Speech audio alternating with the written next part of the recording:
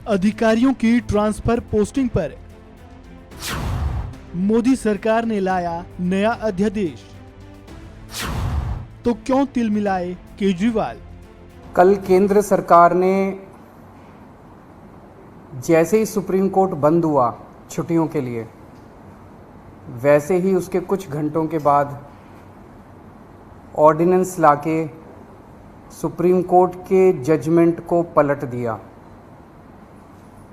हम सब जानते हैं 1 हफ्ते पहले सुप्रीम कोर्ट ने जजमेंट दिया था कि दिल्ली के अंदर अधिकारियों के ऊपर कंट्रोल, सरकारी अधिकारियों, सरकारी कर्मचारियों के ऊपर कंट्रोल दिल्ली की चुनी हुई सरकार का होगा। सुप्रीम कोर्ट ने यहाँ तक बोला था कि अगर किसी अफसर को ये पता है कि उसका मंत्री उसको उसका कुछ नहीं बिगाड़ सकता, तो वो अफसर मंत्री की क्यों सुनेगा। ये कोर्ट के ऑर्डर में लिखा है। तो इसीलिए कोई भी जिम्मेदार सरकार चलाने के लिए ये ज़रूरी है कि अफसरशाही और कर्मचारी जो हैं वो सीधे सीधे चुनी हुई सरकार के अंडर में आएँ। इसको कल इन्होंने 4 बजे कोर्ट बंद हुआ, 5 बजे और 10 बजे इन्होंने ऑर्डिनेंस पास करके उस कोर्ट के आदेश को पलट दिया। जिस दिन आदेश आया था उसके अगले दिन इन लोगों ने सोच लिया था कि ऑर्डिनेंस लाके इस आदेश को पलटना है, क्योंकि अगर हम सीक्वेंस ऑफ इवेंट्स देखें, जजमेंट आने के और उसको पलटने के बीच में 8 दिन है। पहले 3 दिन सेक्रेटरी सर्विसेज गायब हो गया, उसका फ़ोन ऑफ हो गया।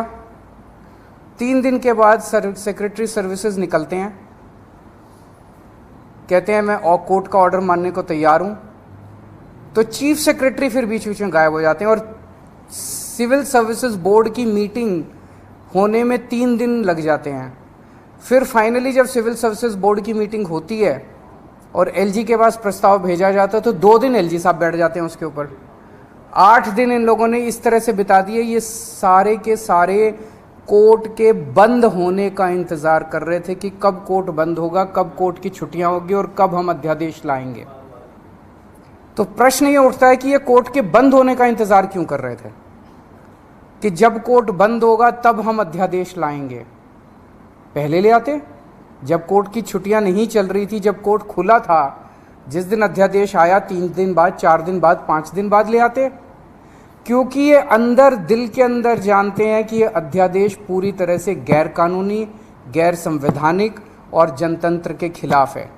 इन्हें पूरी तरह से पता था कि अगर सुप्रीम कोर्ट के खुले होते हुए अगर ये अध्यादेश ले आते और हम अगर अगले दिन इसको सुप्रीम कोर्ट में चुनौती देते, तो सुप्रीम कोर्ट में ये 5 मिनट भी ये अध्यादेश टिकने वाला नहीं था।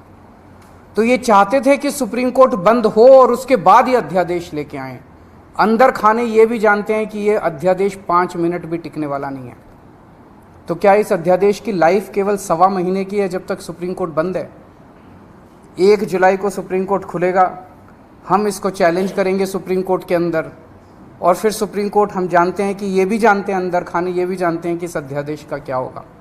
तो क्या ये अध्यादेश केवल इस 1.25 महीने की छुट्टियों के लिए लाया गया है? आज मैंने आप ही लोगों के चैनलों पे देखा कि ये कह रहे हैं कि हम इन्होंने रिव्यू पिटीशन फाइल कर दी है, किसी ने कॉपी भी भेजी है, शायद कर दी है या करने वाले हैं, कर दी है। रिव्यू पिटीशन का क्या मतलब रह गया?